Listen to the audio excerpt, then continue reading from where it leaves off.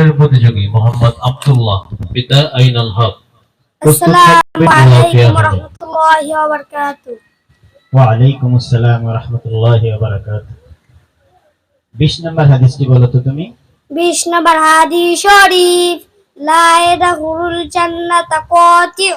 হাদিস শরীফের অর্থ, আত্মীয়তা ছিন্নকারী বেহেশতে প্রবেশ করিবে না।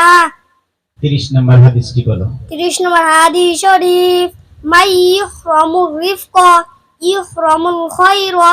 হাদিস শরীফের অর্থ, যে নম্রতা হইতে বঞ্চিত সে কল্যাণ থেকে বঞ্চিত। 16 নম্বর হাদিসটি বলো। 16 নম্বর হাদিস শরীফ, লা ইয়াদখুলুল জান্নাতা জাসাদুল কুজিয়া বিল হারাম।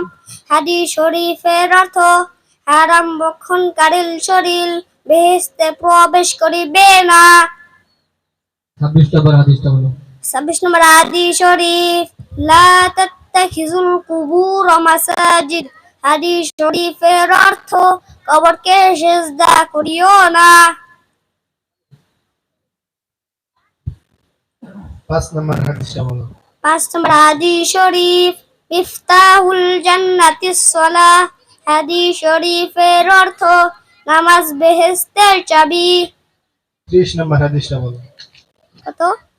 30 নম্বর হাদিস। 30 নম্বর হাদিস শরীফ, মাই ইহরামুর রিফকা ইহরামুল খায়রা।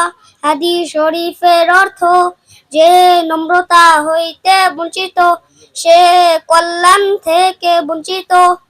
শুকরিয়া। আসসালামু আলাইকুম ওয়া রাহমাতুল্লাহি ওয়া বারাকাতুহু।